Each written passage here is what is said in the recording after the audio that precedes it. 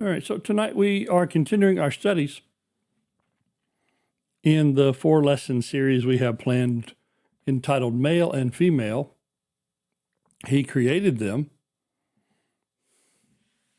And tonight our lesson is on the how God's gendered creation fares in the 4 different worlds in which we have found ourselves, looking through the scriptures at how God made us and why, that he made us male and female from the beginning, and we live in the world that is a result of his creation and a result of the sin that men have engaged in. So last time we had the created order. Tonight, ladies, gentlemen, and otherwise. Then we have castles in the sand as planned, and then finally the blessedness of God's stability. And so tonight, the gendered creation in 4 different worlds. And as you see, kind of the slightly humorous intended title tonight of male and female, he created them. And then this section is ladies and gentlemen and otherwise. That line, ladies, gentlemen, otherwise, was a humorous line from a sci-fi show that I have enjoyed over the many years. And our main character went to a kind of a formal thing, like a ballroom type thing with many aliens present. And he needed to get their attention so they could save them from some explosion that was imminent. And so he, in his tux, tapped on his glass and then speaks out to the crowd, ladies, gentlemen, and otherwise. Because some of the characters there in their alien blob form or tree form or whatever else it happened to be, well, they weren't like humanoids and they weren't male and female. But I just love that line, ladies, gentlemen, and otherwise. But today in our society, some years after that episode aired, we have a number of folks who don't think they fit the title or terms, ladies and gentlemen, as far as respectful address. And some of them seem to be confused as to which one of the two they might possibly be. This little clip, if it works right, went viral in late 2018. Excuse me, it's ma'am. It is ma'am. I can call the police if you'd like me to. You need to settle down. You need to settle down and mind your business, okay? Ma'am, once again, ma'am. I said both of you. No, you said sir. Once again, it's ma'am. I actually said both of you guys. It was in general. Right beforehand, you said sir. Sir? Okay. Take it outside. If you want to call me sir again, I will show you, sir. I apologize now. I need your corporate number because I'm going to talk. All right, well, that fella goes back and argues some more that he needs the number for their corporate offices so that he can complain about being misgendered some 7 times while he was down there at the GameStop. And it's just, I don't know if that's funny, if that's sad, if that's, I don't know what that is, but it was viral. And what a world. What a world where this obvious fella is so upset that he's misgendered and he's been called ma'am.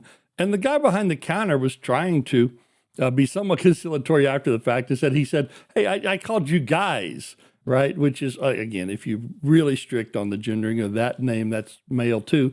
But guys or dudes or sometimes other things are used equally for both men and women. But this fella got really upset about being a sir when he wanted to be a ma'am. Well, of course, big problem is he's not a ma'am. He is is he a sir? Is he a gentleman? He wasn't very gentlemanly in his behavior. But what was he? And I think he has some confusion on that issue about what he is. And so what is it about that causes this? How do we get there? Let's head that direction to find out. We have these 4 different worlds in which we were created, in which we find ourselves. We're going to start with the beginning, the Genesis 2 world, the world in which man was made in the image of God, and from which we get the title of our sermon series, that male and female, he created them. In Genesis 1:27, we start with this. God created man in his own image. In the image of God, he created him. Male and female, he created them. God blessed them, And God said to them, be fruitful and multiply and fill the earth, and subdue it, and rule over the fish of the sea, and over the birds of the sky, and over every living thing that moves on the earth. Then God said, behold, I've given you every plant yielding seed that is on the surface of all the earth, and every tree which has fruit yielding seed. It shall all be food for you. And to every beast of the earth, and every bird of the sky, and everything that moves on the earth which has life, I have given every green plant to you for food. And it was so. And then in my notes, and I don't want to misquote it, and so I'm going to go read it because I had a line missing in my notes. Genesis 1:31, and God saw that all that he had made, and behold, it was very good. And there was evening and there was morning the sixth day. And so man and woman, made in the image of God, male and female, in the image of God, in the Garden of Eden, that was very good. And that's the world for which we were created. That's the world in which the first man and woman found themselves. That's the good world of God. And even though, as we'll come to in our very next section, there was a fall and there was sin, one thing that did not change was man in God's image. In Genesis 5 is this recapitulation, this retelling of these same things. Genesis 5, verse 1, this is the book of the generations of Adam. In the day when God created man, he made him in the likeness of God. He created them male and female, and he blessed them, and he named them man in the day in which they were created. When Adam had lived 130 years, he became the father of a son in his own likeness, according to his image, and named him Seth. Then the days of Adam after he became the father of Seth were 800 years, and he had other sons and daughters. And so we have lots of here people, male and female, I think like Adam, all bearing his image and all bearing his likeness. And Adam had the likeness and image of God. And so Seth had the likeness and image of God through Adam. And so do we all evermore. And so we call this the image of God, or the Imago Dei. And because of this, there's a lot of important things that come. There's a lot of qualities of mankind for, again, both male and female that come with this image of God. Our morality, our spirituality, our intellectual abilities, the creative nature that we have. Our Heavenly Father is the great creator. And we in his image, we are very creative people. We take pride in creativity, and we mostly encourage creativity. And we are people who make things and build things. And that comes from our nature from God. Because we're all made in the image of God, there's a dignity and inherent self-worth in every human being. It resides in them just because they are a human being, that they have the image of God upon them. That's regardless of race or ethnicity or social status or a time or age. There's a dignity and a worth for the oldest among us and for the youngest among us. And I think that speaks powerfully to abortion. From the time that you can trace us, which is at conception onward, there is this image of God, of us as God's special creation, unique and set apart from all the other creatures. And so if we're ever at the beach, and I remember we used to go to, when we lived in California, a place called Dog Beach near Avila. And it was one of the few places in the county, because welcome to California governance, but it's one of the few places in the county where you could freely take your dog to the beach. So it's called Dog Beach. It's one of my favorite places to go for a number of reasons. But we'd go to Dog Beach. Well, if you're out there with your dog at Dog Beach, and your dog is caught in the surf, and so is somebody else's granny, who should you save first? Your precious dog who's lived with you and you've had him or her since they were a pup, and they're the loyalest thing on the planet, and they're the cutest little buttony nose, and that waggedy tail. No, you got to say that other guy's granny, right?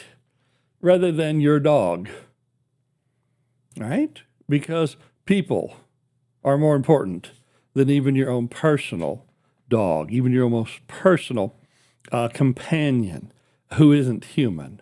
So the human relations take priority over all other things because of this image of God. This has great deal of ethical importance to us. Genesis 9, whoever sheds man's blood, by man his blood shall be shed. For in the image of God, in the image of God, he made man. Boy, taking life is a serious thing. It's, the commandment, thou shalt not kill or murder. How important is it to preserve life? But if you take the life of an image bearer, your life is to be forfeit. That's how serious the life of image bearers are. From Proverbs, he who mocks the poor reproaches his maker. Proverb 22, the rich and the poor have a common bond. The Lord is maker of them all. And so in your oppression or reproach, be mindful of other people as God's image. Again, as male and female both. One more, James 3, talking about the tongue with which we bless our Lord and Father, but also with it we curse men who've been made in the likeness of God. And so millennia after the creation, actually much closer to our time than the creation time, James the prophet, the Lord's brother, wrote us that people are still, even as we are today, made in God's image. And so we think about these male and female image bearers, and we think about them in the garden. We think about them in the very good creation that God placed them in, the good world of creation. And we think, how would the sexes, how would the two, male and female, how would they have interacted? How would they have carried out their business? And what we find is that, well, they were similar, right? They're more similar than they are different, but they are different. They have different roles. They have different places. They were created at slightly different times.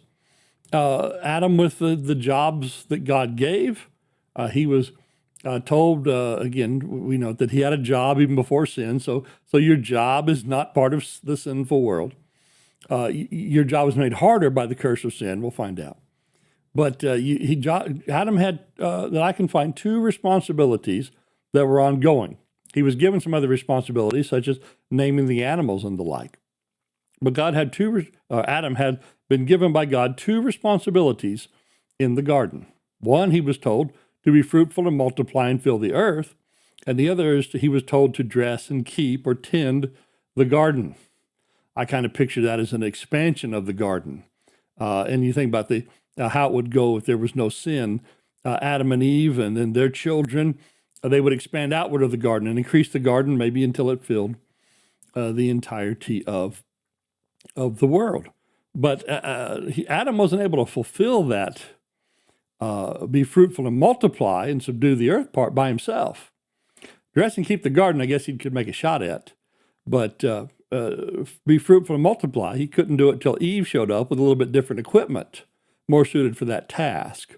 And so it was necessary for them to have two, but not in any way that there was conflict. So they were complementary to each other, and they were united, right? They were united, and they were to be supportive.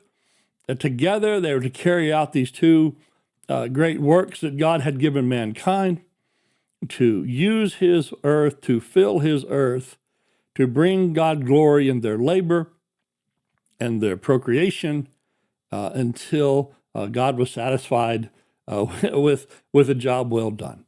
And so here is the Genesis 2 world. And you think about how lovely a thing that would be for the amount of time that continued, and about the closest place you can find that today is in a good marriage, right? Where you have two similar yet different people, one necessary for the other, and the other necessary for them, working together in a complementary and united and supported fashion.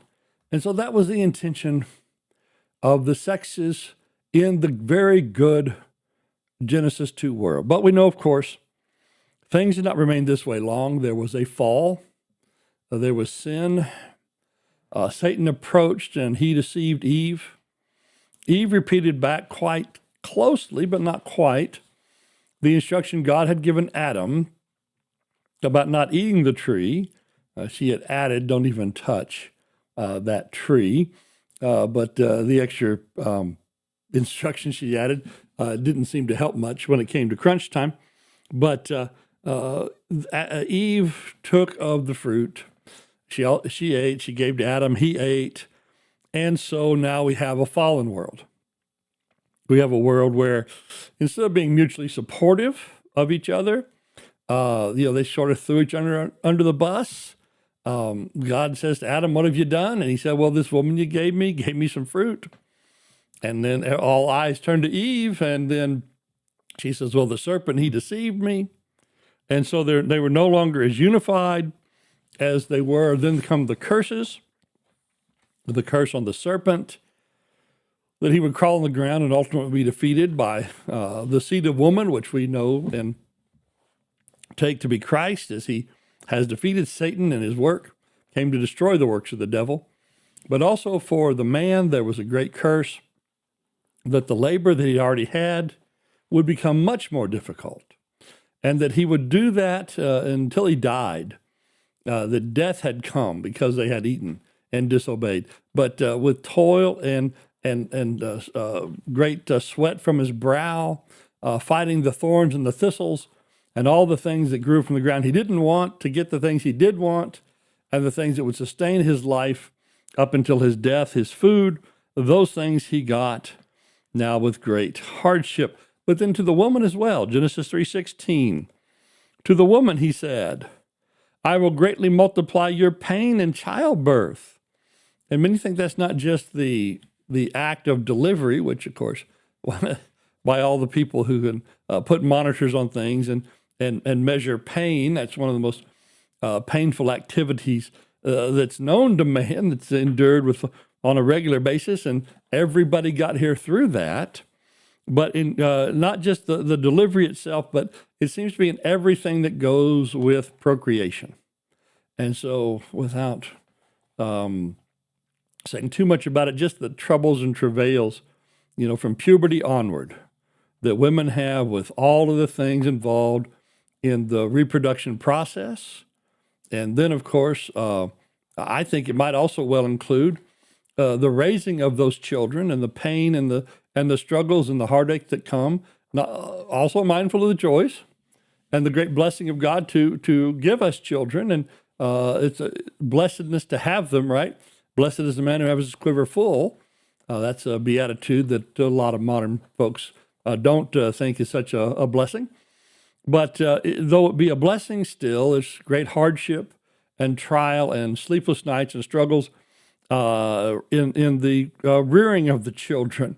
So multiply the pain of childbirth here again, Genesis 3:16. In pain you'll bring forth children, yet your desire will be for your husband. And so, other than a few radical feminists who have made statements about it, most women don't turn against their husband because having children is difficult and having children is really hard. Yet your desire will be for your husband, and he'll rule over you. Well, we've entered a different world now.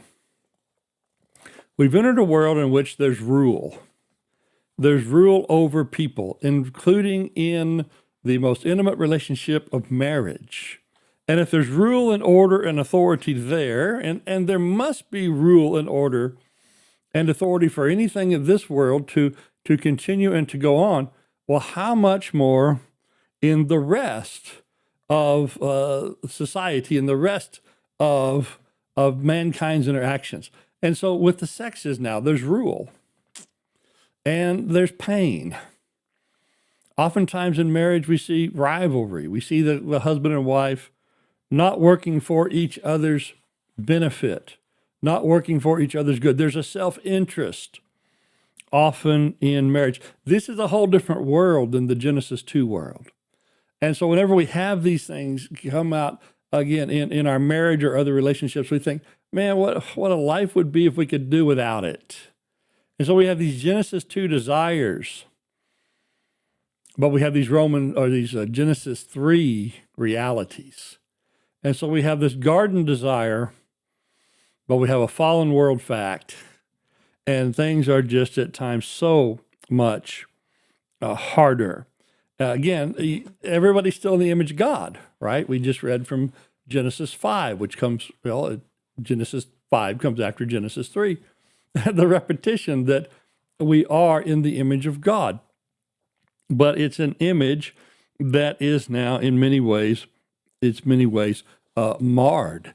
And the rule over folks is seen if you just look through your scripture of the passages about male and female, so many of them are about male and female servants. And so there's times when everybody's, it seems like, being ruled over by somebody. But we start going through the rest of the book of Genesis, and we start looking at the male and female passages. We get up to Genesis 12, for instance. Well, actually, in Genesis 4, there's that fellow Lamech who decides to take 2 wives and just, twist and distort the order even further. But Genesis 12, Abraham, he's faulted for not protecting his wife when they're down in Egypt, and for fear of his life, he lets Pharaoh take Sarai in, and that is highly dubious and not approved. In Genesis 19, there's the great moral horror of Lot and his family in Sodom, and him offering his daughters to the men of Sodom. And then them, after the destruction of Sodom, because they say to themselves, there's no other men on earth or no men that would have us, they hatch and carry out a plan to father children by their own father. And that's a terrible story. And in Genesis 29, there's the rivalry inside the family that began when Jacob, not wanting to, but under the terrible actions of his father-in-law Laban, ends up marrying sisters. And that's trouble for the rest of his house, for the rest of his life. And eventually his son Joseph is sold into slavery. And one of the things that makes his slavery all the worse and more onerous is the adulterous desires of his owner's wife. And in Genesis 34, meanwhile, back up in Canaan land, his sister, Jacob's daughter Dinah, is raped by a fellow named Shechem.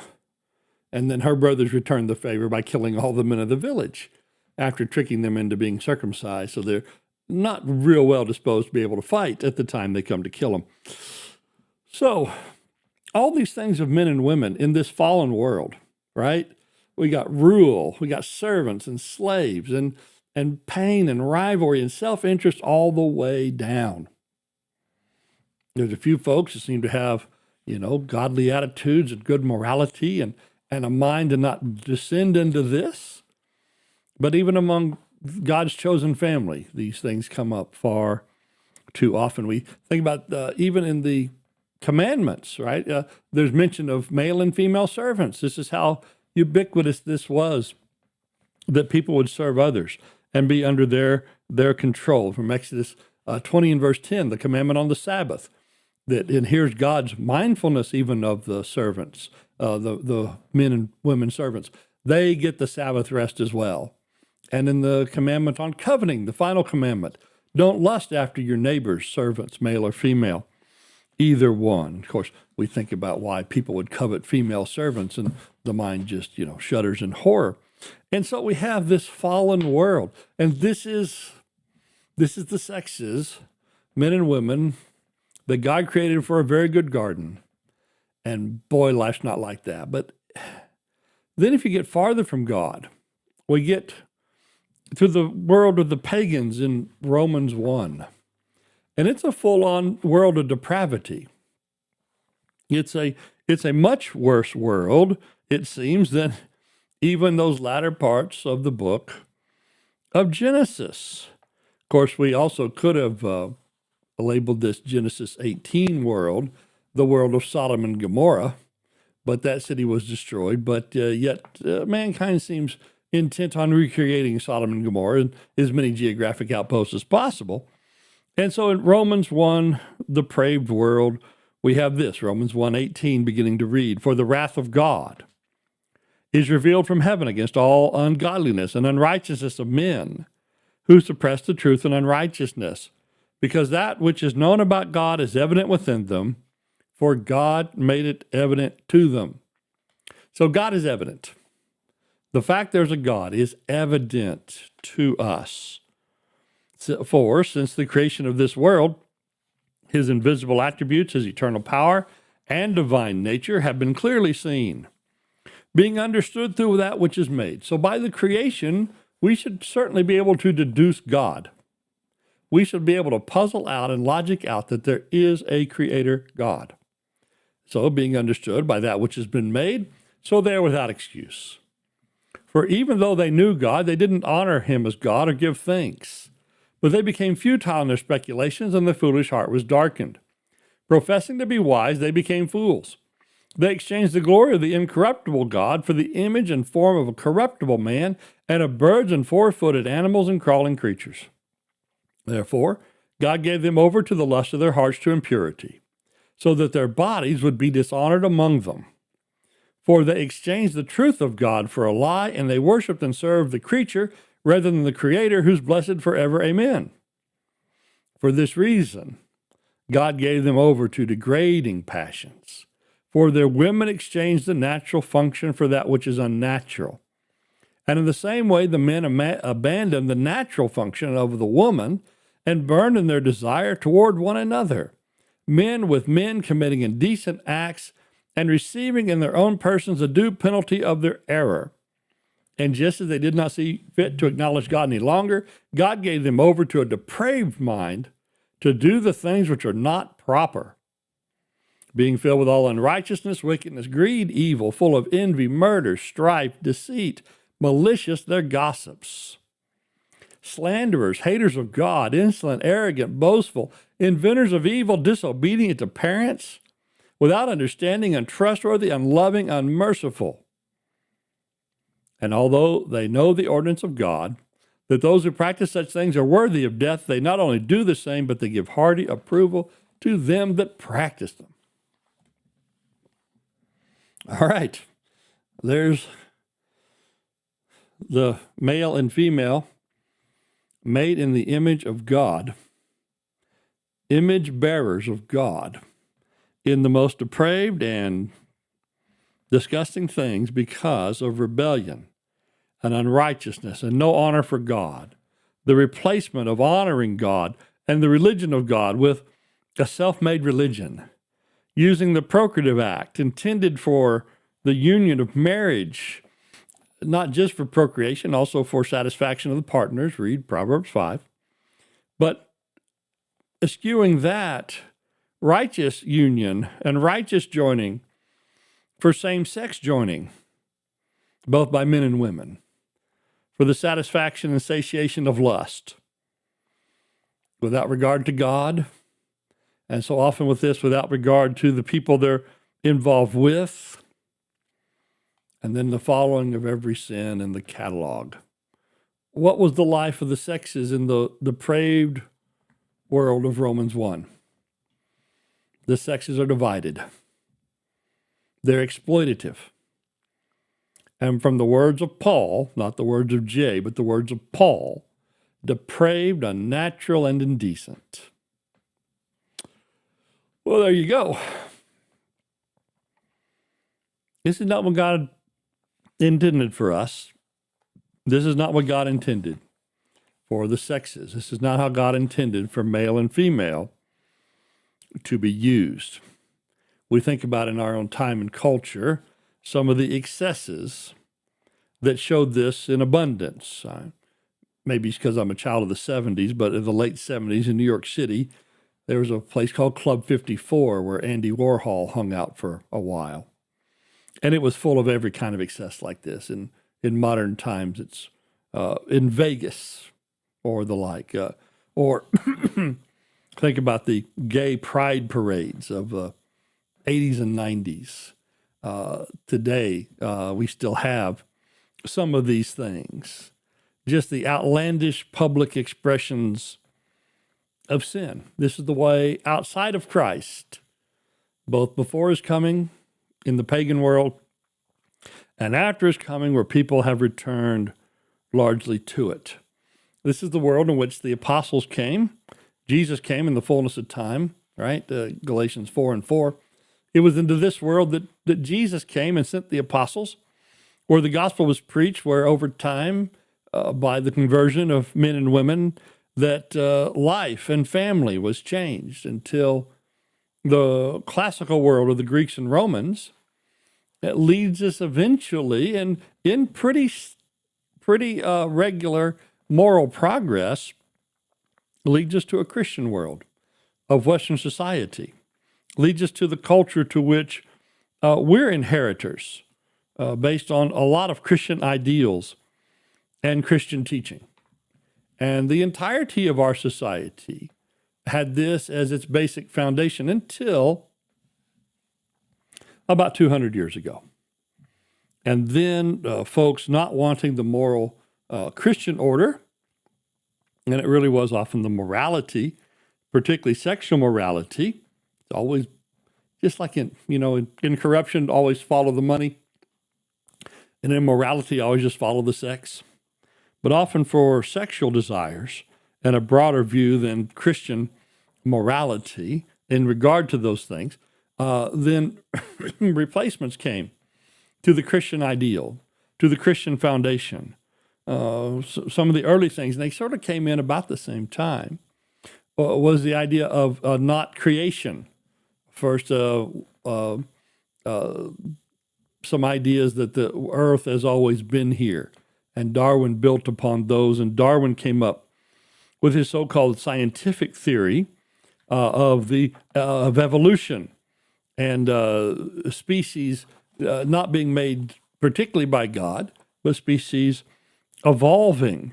And it's about the same time again, the idea in seminaries of higher criticism, the so-called historical critical method, the so-called scholarly approach to the Bible, which viewed the Bible text, which we just read, and others, all the texts of Scripture, as having human authorship.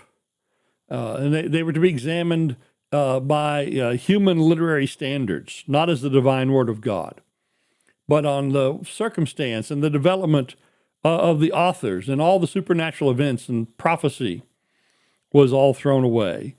And so the foundational idea and the foundational document, the Bible, of Western Christian culture was replaced, and substitutes were given to try and provide what the Bible had so clearly given, which is ideas of meaning and purpose and morality and structure for individual life. So psychology was given to us, and you think about the importance of people like Freud, who said it's all about sex.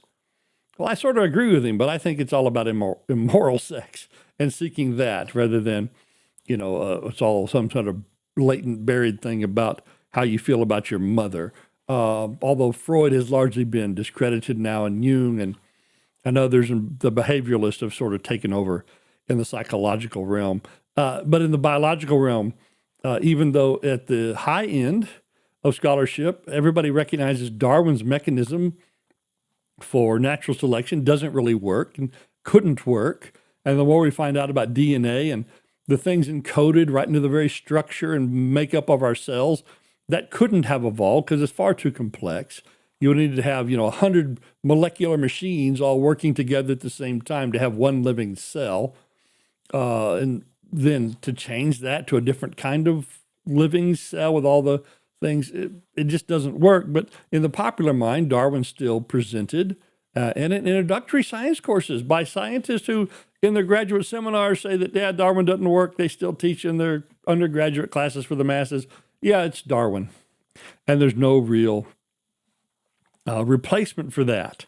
And so some have gone to these ideas of meaning and purpose and origin to things like panspermia, that intelligent aliens seeded life in this planet, and they built biological machines that would grow and replicate and improve over time. And it's just like, okay, no, it's silliness. You won't believe God, but you'll believe that, aliens with the power of God did it. Okay, fine. No. Different spirituality has been substituted instead of Western Christian morality, Eastern spirituality, ideas about inner enlightenment, and not looking to the book of God for revealed answers, but looking within for answers that are true to you. But yeah, Jeremiah said we're not capable of directing our own steps. We get enlightenment through Christ. Christ was light and the life of men. And yet people in darkness say, I'm going to light my own candle. Okay. We get things like Marxism, a universal theory of history based on economics, that we're all just selfish. And our selfishness has organized itself in various ways. Okay, fine. Or hedonism, just, just enjoy. Just go out and get what pleasure you can while you can. Sometimes that's expressed as consumerism. Sometimes that's expressed as use and abuse of substances. Sometimes that's just, people engaged in wild promiscuity and other kind of thrill seeking. Now, what did Paul say? Depraved, unnatural, indecent, all of it. And then we add now, lately and lastly, and unfortunately, definitely not lamented, critical theory and postmodernism. The idea is that it's all just a social construct. We've all just dreamed it up together. We can change it by our words and change it by our attitudes. And everybody in the past just built things to suit themselves. So let's just go ahead and do that ourselves. We also will make things to suit ourselves. And one of the results, again, immorality, sexual immorality always comes quickly with these false ideas. And the thing that has come out more than any other is the trans movement. We had under the Romans 1, fallen world, the Genesis 3 and Romans 1, fallen world, as Paul mentioned, we had homosexuality and lesbianism. We had the men with men, we had the women with women. For a long time, these folks said, hey, we need equal rights.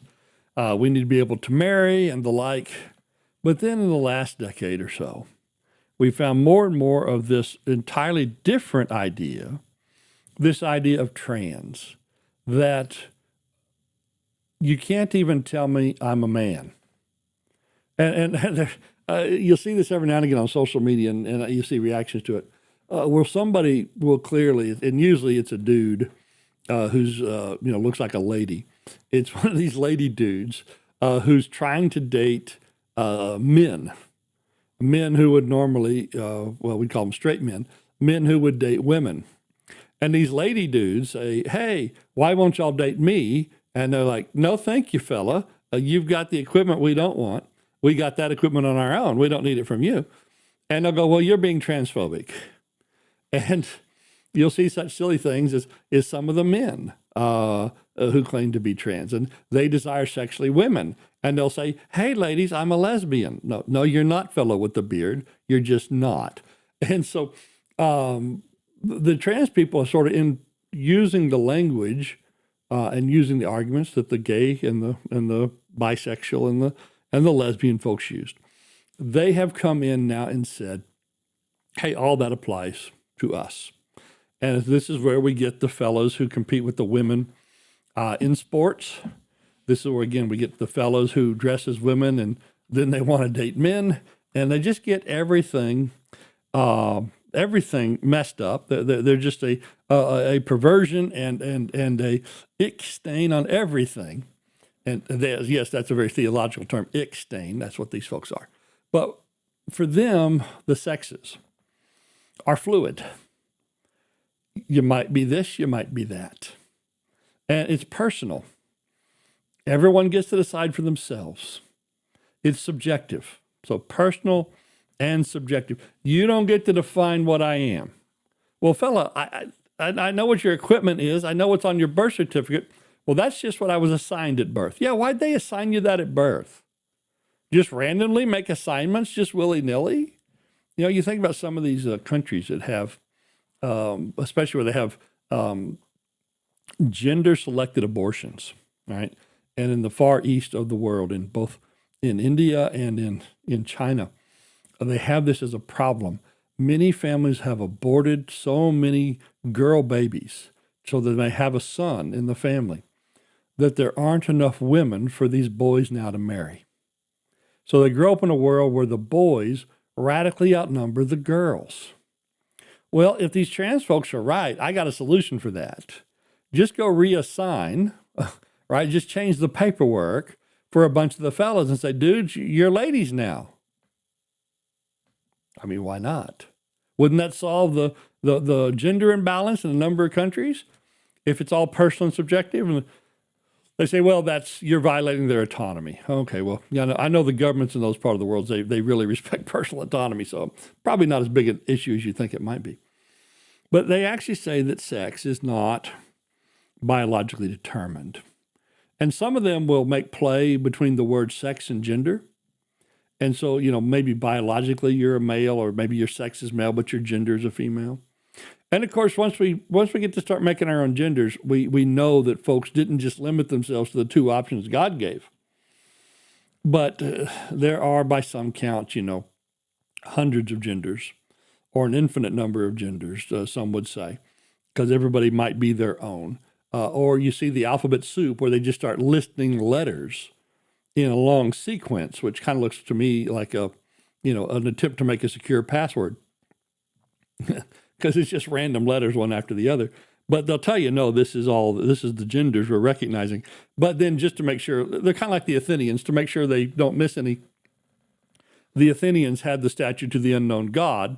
Well, these people have the plus at the end of their long list of letters to the unknown genders, to make sure they're inclusive enough, because heaven help you, you always want to be inclusive of everybody's personal, subjective, not biologically determined idea of gender that might change tomorrow and likely will change several times over the course of their life. Well, this is just a whole new, excessive, honestly ridiculous way of thinking about the world. But folks have fallen to it, and folks promote it, and we've seen in our culture the blowback of people who oppose it. Who would have thought a few months ago we'd have a federal effort to oppose and roll these things back to the degree we have, and thank God for it.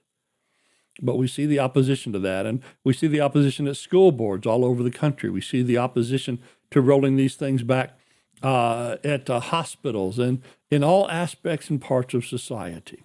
But this is now what the sexes could be in this postmodern trans world: fluid, personal, subjective, and not biologically determined. What we would hope to have and get to for our own life and our own marriage. And we'll close with this: the ideal. Getting back as much as we can to the ideal and to the practice in the garden where the sexes were similar, but they are different. We recognize them as necessary and complementary, united and supportive. And you go to Paul's teaching on marriage in Ephesians 5, where the husband is to love his wife as his own body, and as Christ loved the church, and the wife is to submit to her own husband as the church does to Christ. And you'll see exactly that kind of mentality. You'll see exactly that kind of quality. And that's where we can be the happiest and have the best. And every step in departure along the way into further falling away from God's order is to our own misery and our own destruction. Now, next time, Lord willing, we'll talk even more about that, these castles in the sand. How it is that people have the mind that they can do that, and more about the mentality that is behind all of that. And so with that as a conclusion, I thank you for your attention to this study and hope you can join us in the future ones.